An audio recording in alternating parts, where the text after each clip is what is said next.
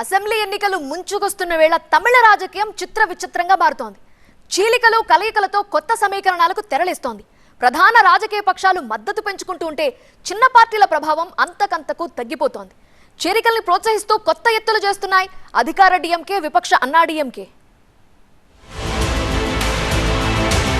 ఎన్డీఏలోకి దినకరన్, డిఎంకేలోకి మాజీ మంత్రి. తమిళనాట పొలిటికల్ గేమ్. టీటీవీ దినకరన్ నేతృత్వంలోని అమ్మ మక్కల్ మున్నెట్ర కజకం అధికారికంగా తిరిగి ఎన్డీఏ కూటమిలో చేరింది. అదే సమయంలో అన్నా డిఎంకే బహిష్కృత నేత పన్నీర్ సెల్వం వెంట చివరిదాకా ఉన్న మాజీ మంత్రి ఆర్ వైతిలింగాన్ని డిఎంకే చేర్చుకుంది. చెన్నైలో బీజేపీ తమిళనాడు ఎన్నికల ఇన్ఛార్జ్ పీయూష్ గోయల్ ను కలిసిన అనంతరం మళ్లీ ఎన్డీఏలో చేరినట్టుగా ప్రకటించారు ఏఎంఎంకే అగ్రనేత దినకరన్. ఒకప్పుడు అన్నా డిఎంకే ప్రధాన కార్యదర్శి పళనిస్వామిపై తీవ్ర విమర్శలు చేసిన దినకరన్ ఇప్పుడు వాటిని చిన్నపాటి మిత్రభేదాలుగా చెప్తున్నారు. డిఎంకేని గద్దె దించే లక్ష్యంతో పాత విభేదాలను పక్కన పెట్టినట్టుగా ప్రకటించారు ఆయన.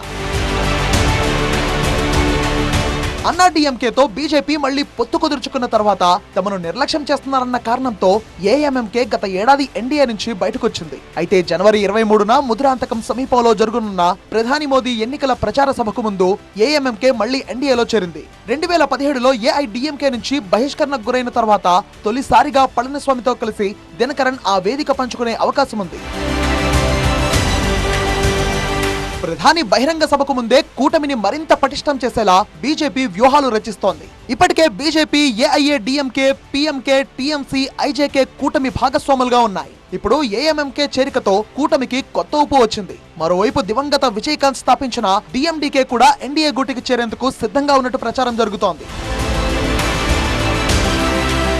దినకరన్ ఎన్డీఏకి దగ్గరైన రోజే పార్టీ ప్రధాన కార్యాలయంలో సీఎం స్టాలిన్ సమక్షంలో తంజావూరు జిల్లా వరధనాడు ఎమ్మెల్యే ఆర్ వైతిలింగాన్ని పార్టీలో చేర్చుకుంది డిఎంకే. పన్నీర్ సెల్వం కి అత్యంత నమ్మకస్తుడిగా గుర్తింపు పొందిన వైతిలింగం పార్టీ మారడంతో అన్నా డిఎంకే తిరుగుబాటు నేత ఒంటరైపోయారు. డిఎంకేలో చేరడానికి ముందు వైతిలింగం తన శాసనసభ సభ్యత్వానికి రాజీనామా చేశారు. పన్నీర్ సెల్వం మద్దతుదారుడైన మరో మాజీ ఎమ్మెల్యే కున్నం రామచంద్రన్ కూడా త్వరలో డిఎంకేలో చేరబోతున్నారు.